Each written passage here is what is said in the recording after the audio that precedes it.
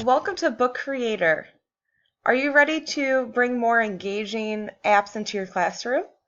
Are you ready to allow your students to create, read, and publish ebooks on their own?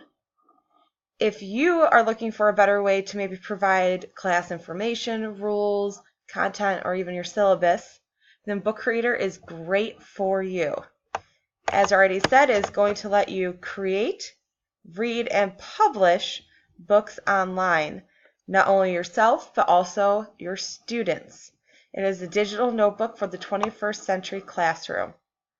You can unleash student creativity by allowing students to combine text, images, audio, and video to create interactive stories, digital portfolios, research journals, poetry books, science reports, instruction manuals, about me books, and comic adventures.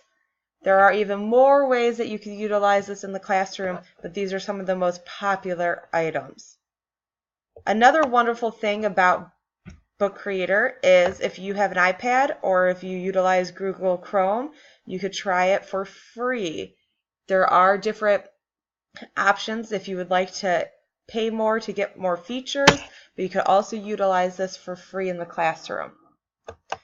If you want to get more ideas of what kind of books students are producing or making, the website continues to show you some of the most popular apps that teachers use and some actual books that are created by students. I was very impressed when I looked at some of these.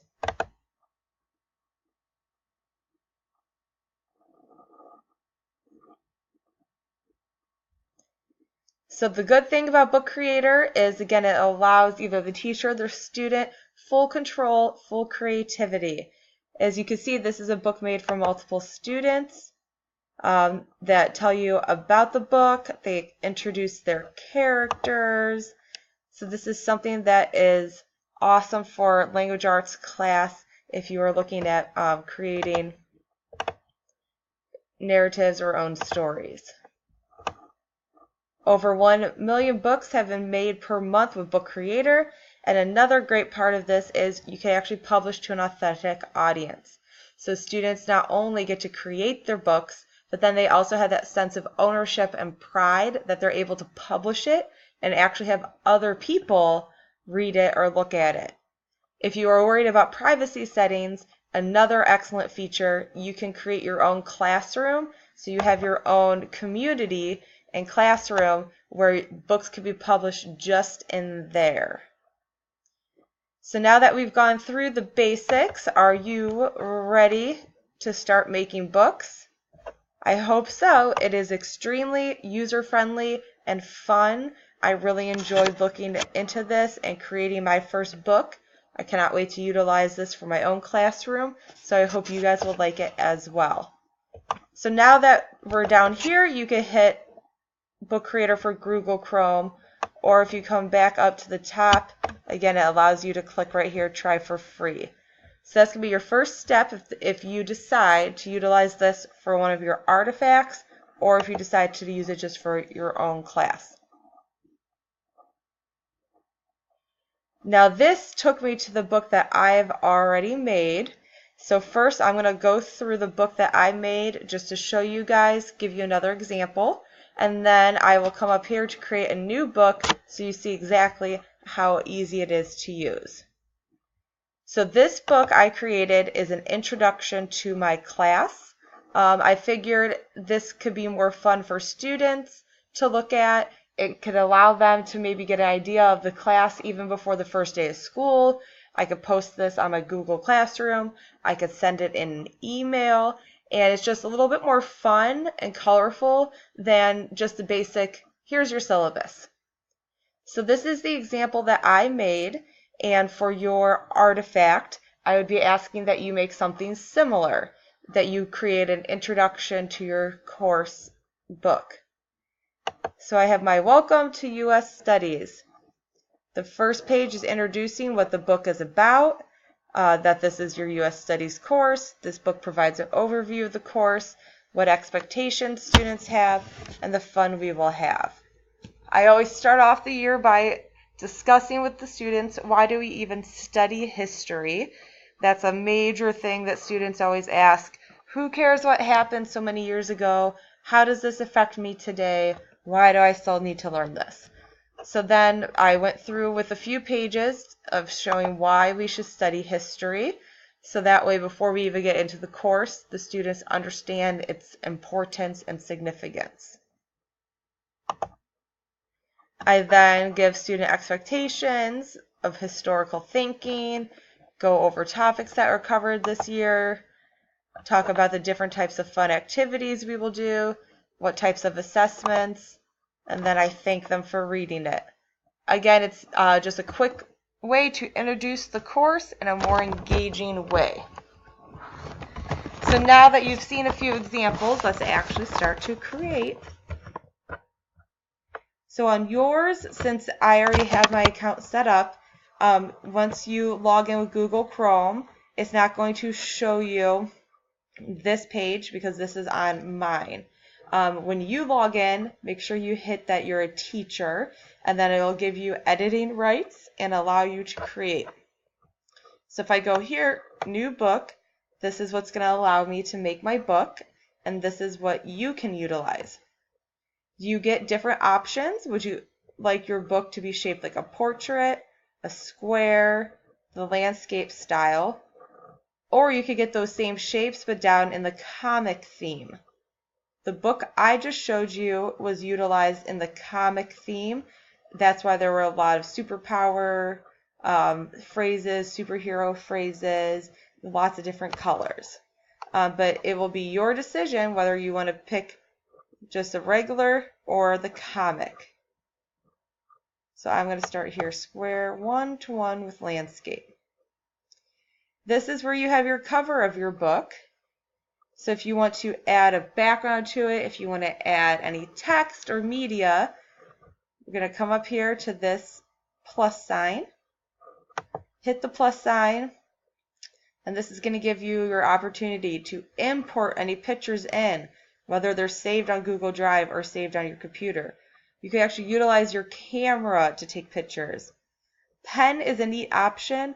I tried it a little bit on mine, but you have to be very, very patient to make sure that you're writing very neatly on your Chromebook.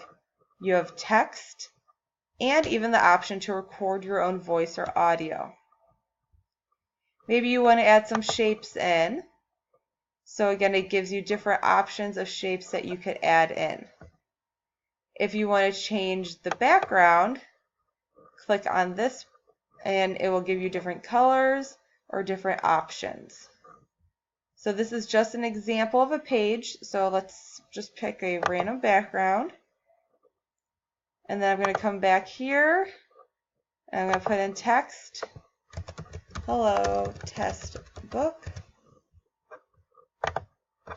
I could then move my text anywhere all over the page.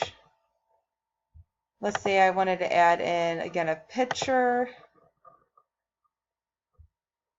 Let's see, I'll choose from my computer.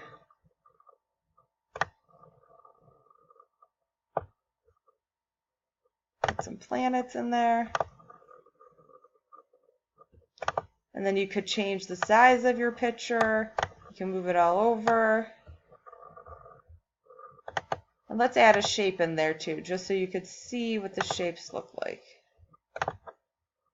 And just like the pictures or the text, you can make it bigger, you can make it smaller, and put it wherever you'd like.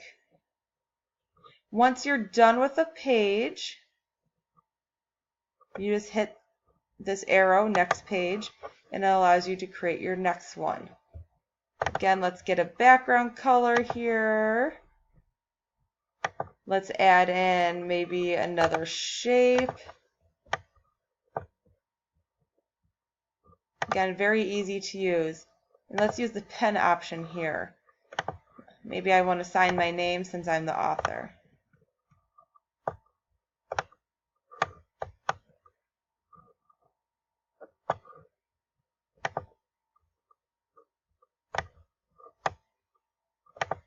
If you were done with this page, you move on to the next page and you just continue to build upon and build upon as much as you would like. Let's say you want to make sure it looks okay. That's what this play button is for. So this will actually allow you to preview your book to see what it's going to look like and what the viewers would see. If you're using some audio, there's also the Read to Me feature, which is awesome for teachers and students. Any student that might have that as an accommodation, that is something great to have. So I'm going to go back to my editing just to maybe add some more pages. If I'm completely done, I just hit back to more books. And then I could come back and edit later if I would like, or I could publish it. Once you're done and you want to publish it, you will hit this button and hit Publish Online, or you could download as an ebook. I think the easiest way, if you pick this for an artifact for the class, would be just to publish online, and then you could copy and paste the link into the Dropbox. I just want to show you the difference, though, between the traditional and the comic book. So last time we just picked the traditional book shape. This time we're going to do the comic strips. This gives you a little bit more options to be a little bit more creative. We still have our same exact setup where you'll hit up here to add in your media, your shapes, but then comics is a new section in here. This allows you to maybe create different panels. So if you want multiple photos, if you want different things with text, if you want speech bubbles, thought bubbles, fun looking text.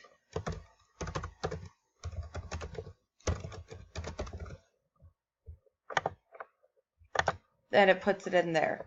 It also provides more backgrounds that are more kind of extreme or colorful. Gives it that comic book look. So again, comic book, you get the same exact options for your media, for your shapes. You get some different backgrounds, and you could actually put it into a comic book panel. And then allows you to maybe put in little thought bubbles if your characters are thinking about something. You could add in pictures actually on